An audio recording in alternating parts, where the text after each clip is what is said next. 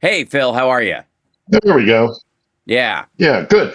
No, it wasn't a power thing. I think there's been a time zone shift. Did you guys go on to like daylight savings or We're because not supposed to it's till this I'm weekend, but yeah, um because I'm yeah. normally I am normally 8 Mm-hmm. hours ahead of the East Coast, and now it's saying I'm 7 hours for some reason. Dun And dun London, dun. London, and I are still synced.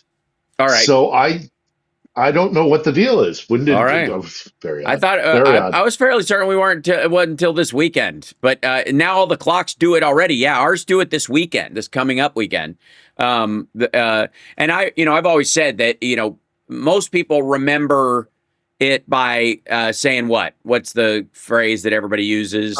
Spring forward, fall back. That's right. And I remember it by oh shit and oh good. And Yeah, yeah, yeah, yeah. Yeah, me right. too. Like oh Which is shit why I'm kind of like, or oh good. Okay. All which is right. why when Andrea was like, "Are you coming on?" I'm like, "With Yeah. another hour? No, Yeah, no, yeah. now. Oh, yeah, Yeah, okay. so I appreciate it. No So worries. I don't think we changed. I think, well, No. I don't know. Anyhow, regardless, there's something hinky going on Trump with these Tr- time zones. Trump put in the in the like in the support Yeah, for Ukraine or whatever that they have to do daylight savings time or some shit. right. Like that would be stupid No, shit he would do. electricity's been fine, more or less. Right. We're down. Today was 2 hours Right. without power. Uh, it's been a little weird and frustrating because actually, what the Ukrainians have Hmm. done in previous years is that there have been longer periods of outages, Yeah. but they've been more scheduled. So Right. on Monday, you knew that on Wednesday between 4 and 8, you weren't going to have power. Right. So you could schedule it. Right. You could work around it. You'd be like, I won't start a load of laundry. Yeah. I won't get in the elevator. Right. That kind of thing. I'll have all my batteries fully powered Right. before. But this year, they've been much, much shorter, but they've been unpredictable. Right. Like I didn't know until this morning that between 2 and 4, I was going to lose power. I didn't Oh, know okay. that until I woke up this morning. So Sure. I couldn't like look on a schedule and say Wednesday, Thursday, Friday, down the road. Happy days. Right. Uh, so a little bit weird, a little right. Right. Um, so a little bit weird, Yeah. but uh, I mean, last week's attack, Tuesday into Wednesday morning, Yeah. was clearly aimed at the electrical grid and the electrical system, and Right. it clearly had an effect, um, because we're back to blackouts and that kind of stuff and Right. outages and all that fun stuff. Um, but they've responded to it more swiftly. It does seem like they have a handle on it. Hmm. It's just that it's a little bit more erratic in the way they're conveying it to the people, and it's a little more like I had my power go out on Sunday or Monday it was, but for 20 minutes. Mm. And it was supposed to go for 3 hours, Okay. but it went out. No, so I'm not going to complain. I'm not going to be like, oh, please, put me in a blackout for longer. But there seems to be something going on this year with Hmm. the civil engineers, at least in Kiev. I can't speak to every other, Right. city, but in Kiev, they're managing it in a very different way than they have in previous years. Hmm. So anyway, but for now, touch wood, there's power, and also, I mean, like, look, if you suddenly do lose me, um, Hmm. my backups are all, like my Right. cell hotspot Right. will take over, so I'll come back, toot sweet. Hmm. But yeah, it's been chaotic. Hmm. It's been really chaotic when it comes to the power this year. I have That's no got to be doubt the that they goal will. too. Yeah, I suspect. Well, I suspect it's the Russian goal. I suspect it's Ukrainians trying to figure out how they're going to combat it Hmm. in a different way this year. Uh, it might also be that they have different assets. Like I know last year when we had when the ambassador was Blinken, Hmm. not Blinken, uh, uh, uh, oh darn it, He was Bink, making the Bink. yeah, huh? No, she's running for Congress now in Michigan. I plan to go see her when I'm back home. Hmm. But she made a big deal of making sure that they had replacement substations, Hmm. um, uh, Right. and she got a lot of slack. Hmm. Bridget Brink, there it Okay. is. Yeah. Um, she got a lot of slack because she wasn't pushing harder for weapons. A lot of Americans who were here in Ukraine were and around the world were very Right. critical of her for not Hmm. pushing for weapons. But what she did do was push for like infrastructure stuff. Hmm. Uh, so last year there were a lot of American instant replacement, you know, substations or generators or things like that. Hmm. Uh, so we'll see how it goes this winter. We'll Hmm. see what the Ukrainians do. They're very resourceful. They know what they're doing. I trust them. Right. And they're extremely capable. Having gone through, we're headed towards our fourth year. Hmm. They're incredibly um, uh, resourceful, and they will get the power back on as soon as they possibly can. So Hmm. we'll see. We'll see how it goes. Right. But it's a little chaotic right now. It's Yeah. only the first couple of weeks.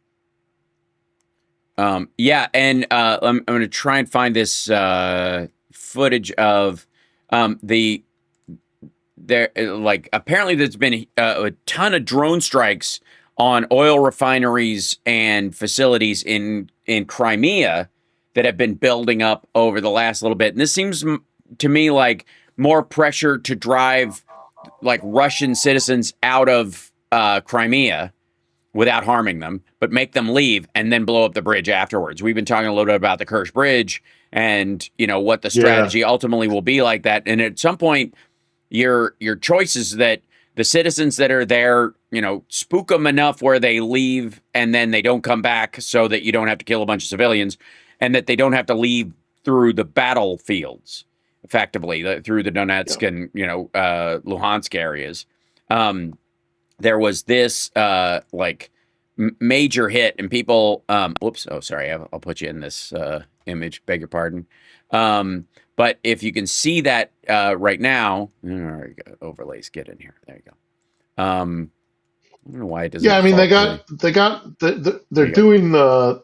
doing that in Crimea, but then they're also reaching further Yeah, at yeah, I the was gonna same show that time. next, right. Yeah, the I think you're. I think there may be something in it. What you're mm-hmm, saying there of like spooking the people in Crimea. mm-hmm, Uh, you got to understand that the population of Crimea is made up of a whole bunch of different elements, and the two that I think Kiev would like to see leave are the military, mm-hmm, and by that I mean like as inhabitants. right, So like you live and work mm-hmm, to support the Russian naval base at Sevastopol. yeah, So your family lives there. You as an officer or as a member of the fleet mm-hmm, um, live there. And then there are the what is basically the Russian middle class. What little there is of a middle class in Russia, yeah, they buy their seaside, vacation homes in Crimea. mm-hmm, The oligarchs don't go to Crimea. right, the oligarchs are in another level. So Hmm. if they're oligarchs that can't leave the Russian Federation, they're in Sochi. Yeah. They're not Right. in Crimea. Yeah. They're Yeah. not in Crimea. If they're oligarchs that could, or previously could, or somehow now are able to maneuver around sanctions and all the rest of it, the Hmm. real oligarchs have their homes in the south of France and Lake Como and Florida and New York. Right. Those they don't they take their money and they go somewhere as far away from Russia as they possibly can. Right. With sanctions, that's kind of changed, obviously. Like Yes. Sovalyev still, bitches and whines and moans about his mansion at Lake Como and how he can't get back to his mansion, and you're kind Yeah. of like, oh, Boo poor fuckity baby, who. Right. boo fuckity you piece of. Yeah. Um, but there. So back to Hmm. the point of Crimea is that's kind of where your middle class, what there is of a middle class in Russia, they will Hmm. buy their summer homes Right. there. So I mean, they have skin in the game. I mean, it's imperialism. It's Right. stolen territory, obviously, Yeah. but it's been part of the Russian Empire for centuries. And it's like, at what point are they legitimately kind of colonizers and occupiers? And at what point are they just common folk who want to have a cottage by the seaside? You Hmm. know, um, and I'm sure my Ukrainian friends would balk at that perspective, but nevertheless, they they live in Crimea. They have a home. Right. And then there's of course the native Crimean Tatars. There are Ukrainian Crimeans. There's a whole bunch. Crimea is a tricky thing. It's Yes, not it as is. easy as just territory. There's a Yes. lot of history there, and a lot of powers have moved through and left families, and there are families with generations of Hmm. ties to the peninsula who aren't maybe necessarily Ukrainian or Yeah. Tatar. So it's all got to be figured out. That bridge is coming down Yeah. at one point or another. That bridge is coming down. Hmm. That bridge is not going to. I think I've probably spoken to you about my source in the U.S. military, who Hmm. told me years ago that they were at the very least participants in an exploratory Hmm. underwater expedition. Basically SEAL team kind of stuff where it's amphibious and you go deep under the water. And they went to the pylons Right. of the bridge, and they were like, "No way, man! This thing is definitely going to fall into the sea," and it Hmm. will. But it might take 5 or 10 years, and the Russians will do everything they can to shore it up and things like that. The Ukrainians can't wait Hmm. for the bridge to inevitably do it due to its own incompetence and Hmm. corruption and all the things that went into building it. They can't wait for it to happen, so they're going to take it Right. down.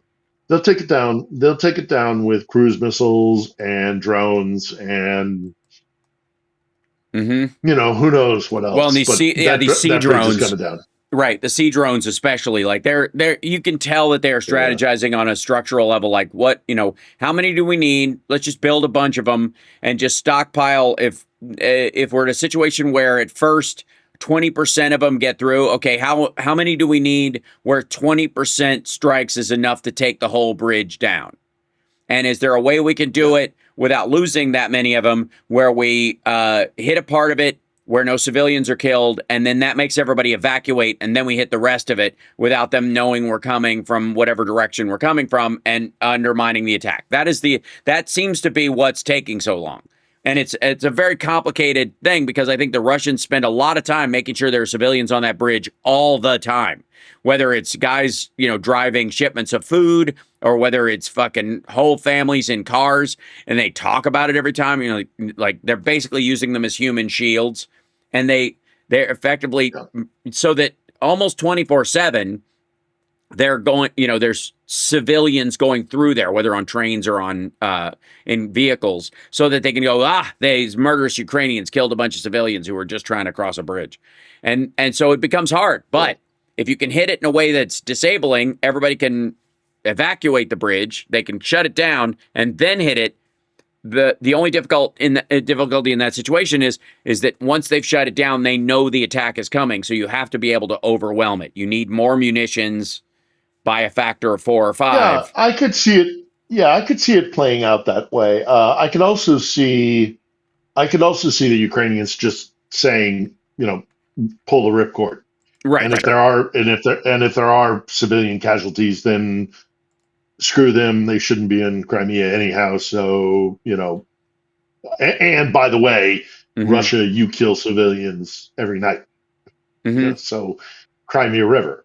Um, I could see them doing that as well. But again, I Right. reiterate that and what will happen when they take the bridge out is that it will send a very loud signal to Russia, and Moscow will not be able to deny it, Mm-hmm. that an umbilical cord Mm-hmm. to Mother Russia is cut off, Right. and that's going to send a very powerful, that'll send a very powerful message to Russia and to Moscow and to the world. That Ukraine can set the narrative. I Mm-hmm. just don't know when it's going to be. And it's going to be the decision will be made by Zelensky, by Syrskyi, the head of the army, Budanov, the head of Ukrainian intelligence. All of Mm-hmm. these guys will get together and they'll go, when are we going to do this? Mm-hmm. Uh, but to question, with all the assets that they have militarily, there's little doubt in my mind, but that they're going to take that bridge out at some point, Yeah. at a time of their choosing. So it's, the whole thing is incredibly, and then of course, obviously, it'll also be played into what's happening on the other fronts, the different Mm-hmm. fronts that are going on in, around Kherson, around the fortress cities in Donbass, around Kharkiv. Mm-hmm. What more they're going to do to Odessa or to Kiev. Right. I think Lviv stays in a pretty safe position, but they're gonna, they're not. Winter is more or less here. Mm-hmm. A lot more rain. I'm sure out east it's going to be muddier and muddier, and then it'll freeze, and Mm-hmm. all the other things that happen in this part of the world when it comes to fighting and the climate and all the rest of it. So Right. it's going to be a lot of lobbing munitions at one another, I think, for the rest of the year, probably until March or April. It's not going to be tanks or, the drones will stay more or less static. I think they'll probably, and I'm talking about battlefield drones. Mm-hmm. The long range drones, I mean, they're going to keep doing what they're doing. But the kind of 15-kilometer on one side of the front line and 15 kilometers on the other side of the front line, Yeah. where drone operators are doing these things that have that kind of range, battery power, connectivity, whether it's fiber optic or now we're getting into AI and all the rest of it. Right. The drones will, create this buffer zone on either side of the zero line. And I suspect those poor bastards who are out there in the trenches are just going to have to, you know, Right. buckle down for the winter. Um, but when it comes to medium range capabilities and larger warhead things that they lob at cities, those are going to continue. So I suspect we here in Kiev will continue having to deal with electrical facilities being knocked out. The Russians will have to continue to deal with their fossil fuel infrastructure being attacked by the Ukrainians. Right. But I don't see an awful lot changing from November to March, Mm-hmm. that sort of period. I think we got about a roughly a 4-month period where we're going to kind of just be in status quo. Yeah, there's also a couple of things. One is the storm shadows, the oil fields that were hit deep inside of Russia. For all this talk about tomahawks, the storm shadow is as capable as Ukraine would need Yeah. for hitting inside the country, and they are at play right now. The UK has given them access; they're allowed to use them, and that's already happening. So at some point, Trump might give tomahawks just so he's not left behind. But he also is sort of tacitly supporting the Ukrainians getting the storm shadows as opposed to the tomahawks because of his right flank, and kind of staving them off by going, I'm not giving them the tomahawks. No, they're not going to. We need our tomahawks in case we had a. But at the same time, giving stuff to the Europeans that could replace in a short range fight what you might use the storm shadow for. So what you sell them stuff that we have that would be a good replacement for the storm shadow, then they can give the storm shadows there, and it's effectively the same as giving tomahawks, just long range, or placing our tomahawks at our NATO facilities and at our NATO stations over there, as a way of. It's just like he's definitely, feeling played by Russia at this point. And I think the biggest problem Russia has is its economic inviability. Because if Trump, it was either compromise or money. These were the two things that Trump, was under the thumb of Moscow for one reason or another. It was one of those two. Either they have something on him, or he was like, they've got money, and in the future, I want a slice of that. To be fair, not to interrupt you, but to be fair, there is a third option, and then is that he is a fellow traveler. Sure. He believes in Putin and Xi and their mentality of kind of like autocracy. Yeah, that's a possibility. Yeah, it's there's a little bit of maybe no, like white anti-gay, anti-immigrant belligerent leader. But he doesn't, and he certainly, and also I'm big, you're small, and that's how it there works. It is. Right? That's all there is to it. And his sort of old assumptions, because you can't teach an old dog new tricks, and he's sort of stuck in this brain set. I didn't mean to sideline you there, but I think that definitely could be a motivator for him as well. Yeah, so Russia has the ninth largest. Yeah, Russia has the 9th largest economy in the world by nominal GDP, and the 4th by regular GDP.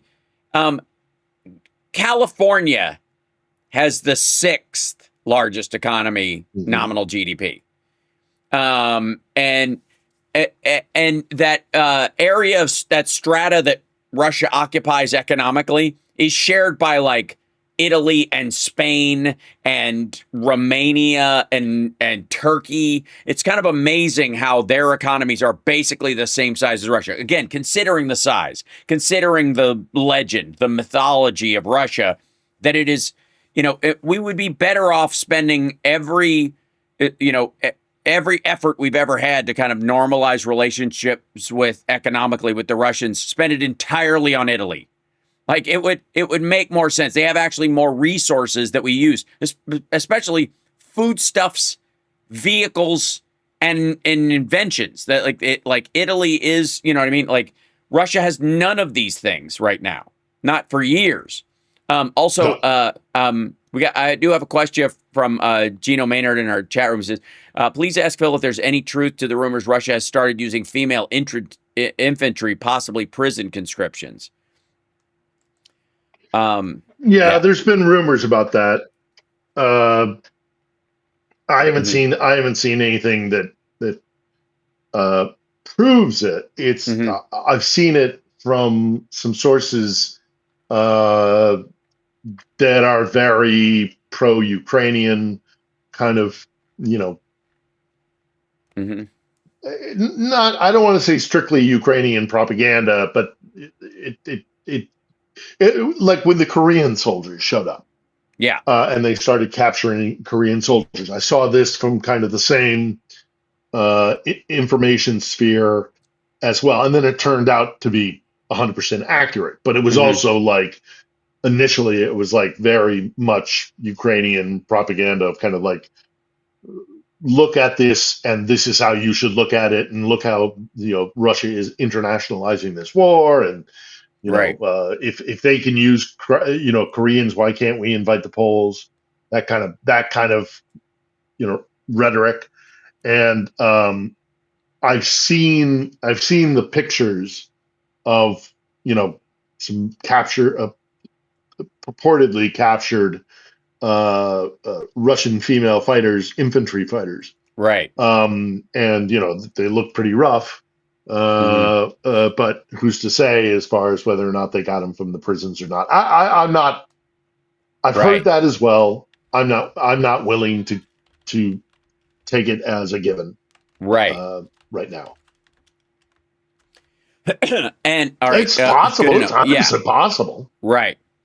I mean, The God, I wouldn't put it past them. mhm. The thing that Russia has is we've talked about their demographic problems in the past.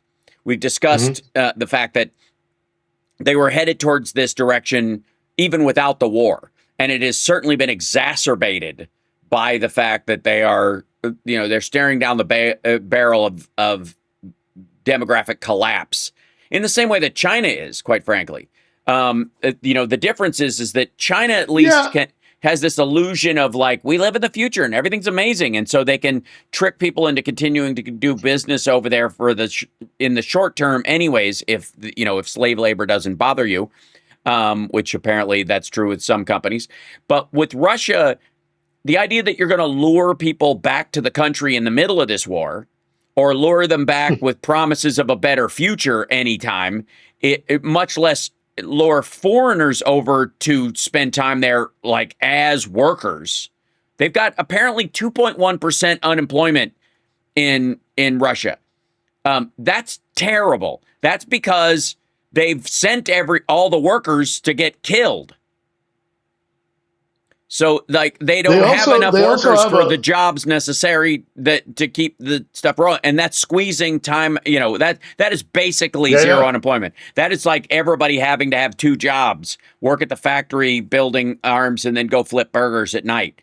And And yeah, the entire economy has shifted to a war economy. So unless your right, industry is connected somehow to the war effort, then hmm, you're out of luck.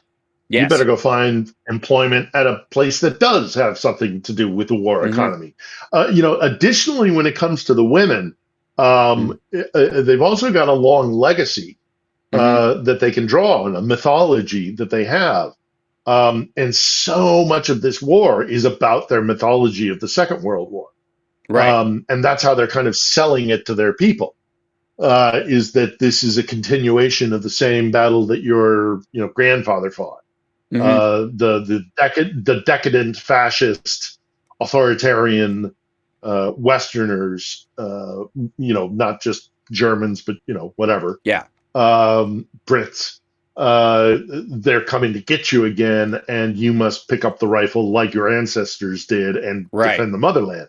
And they've got, there's the mythology of the night witches, hmm, of which were pilots, female pilots that would do behind the right, lines, kind of reconnaissance in these kind of old, uh, kind of World War One style planes. There's the massive mythology of the snipers, the female snipers in the Second World War, who would get these three high hmm, three digits kind of numbers of Germans killed by sniping. right, So they can play on that hmm, to their population, and the Russians are going to gobble it up because to them, as we've spoken about in the past, and which is at play here, is that the Second World War to Russia is not history, it's religion. Right. It's absolutely deeply ingrained in their sense of identity and self, and it is celebrated and revered. It's so how one of the Mm-hmm. things that made me realize how different Ukraine was to Russia was years, and this is years and years ago, is Mm-hmm. how the Second World War is uh,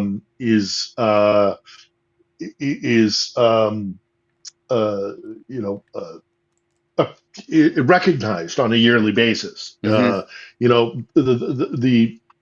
The Russians will have their massive parade in Red Square, and it'll all be pageantry and celebration and color and fireworks and kind of like it's this fetishization of the Second World War. The Mm-hmm. kid they'll dress kids up, 6-year-old kids dressed up in like Second World War uniforms, and kind of Mm-hmm. like they do school parades and stuff like that. It's it's joyous. Right.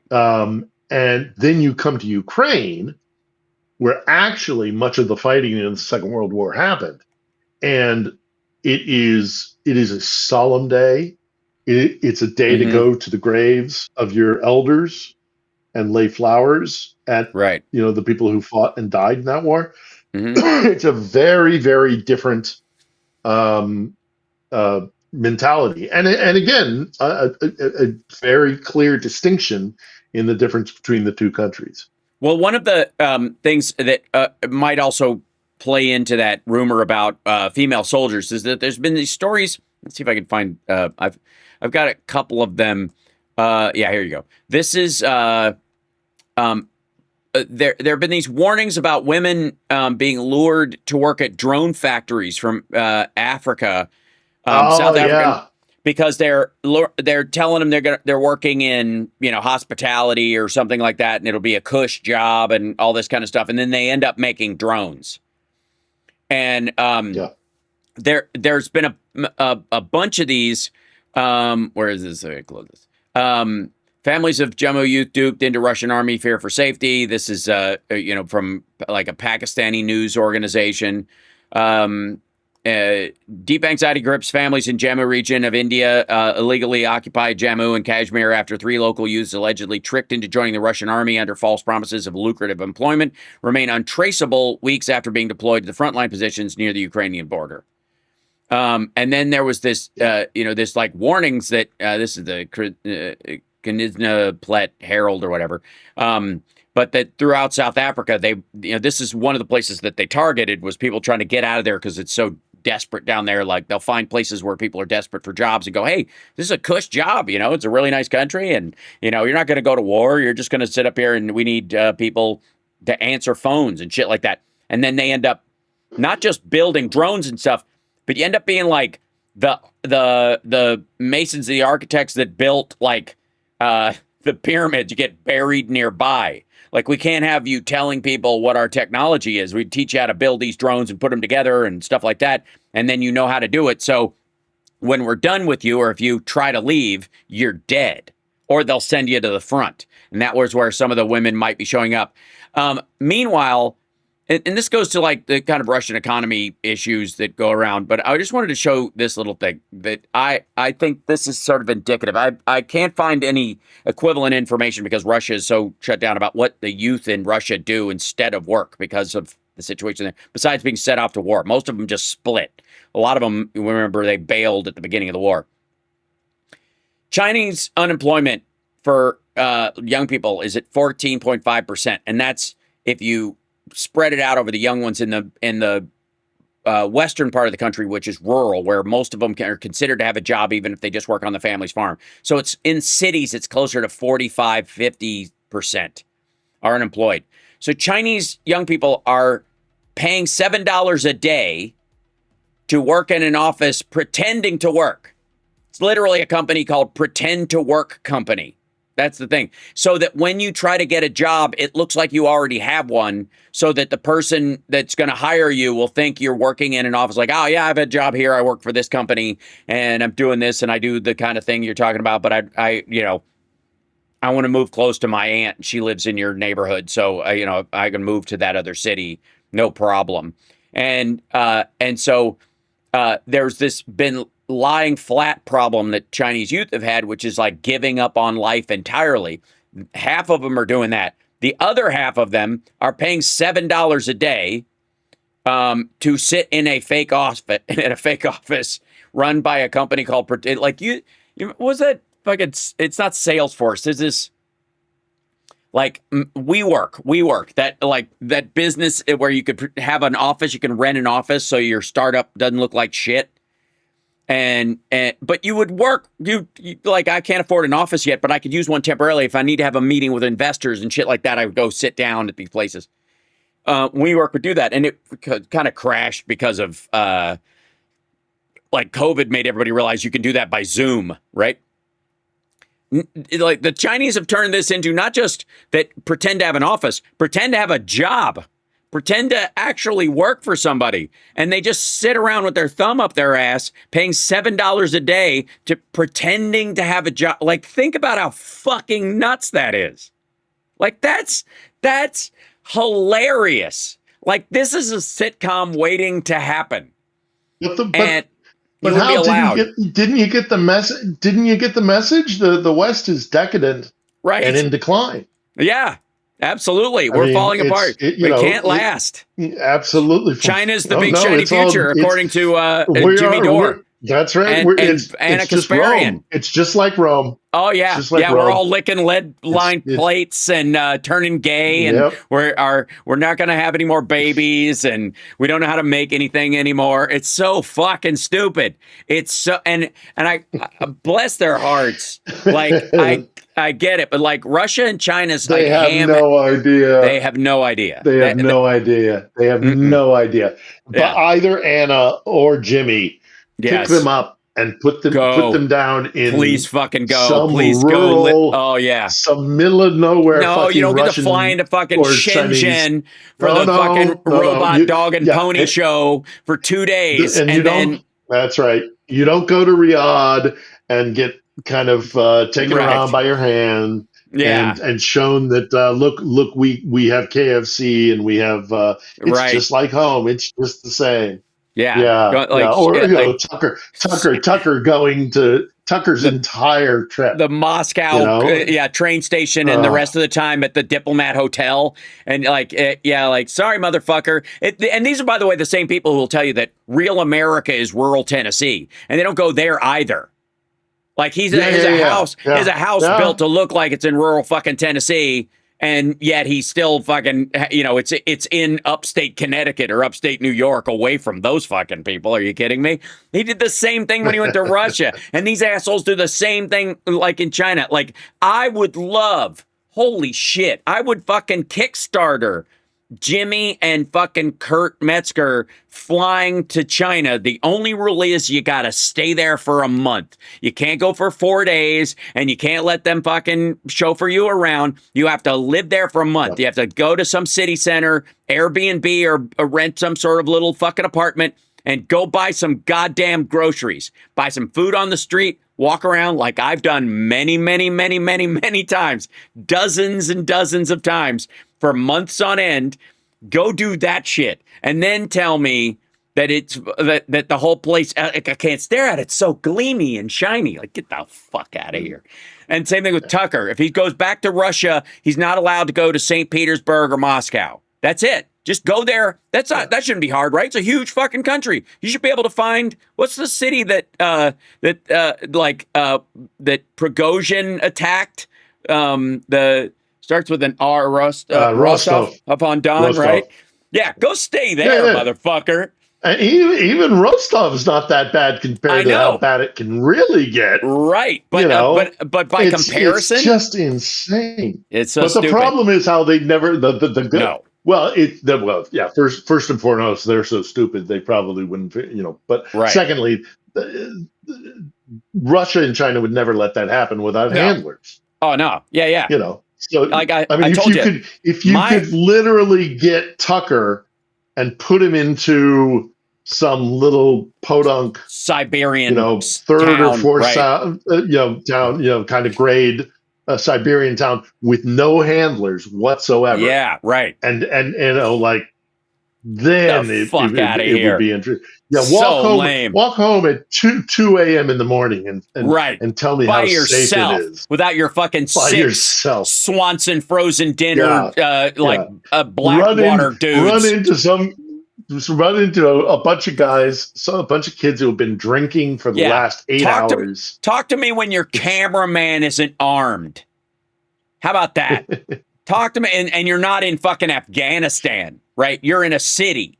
Shut the And fuck up. and then tell me how much it's better than Detroit and how, Yes, oh, right. Portland's burning down. Oh yeah, Portland's a Oh, fucking dude, crater, or yeah, it's hashtag rip Portland. insane. I would, fucking, and It's insane. I would, I would love, especially in China, I would love to be a fucking fly on the wall standing next to those dudes while I listen to the Chinese talk about them.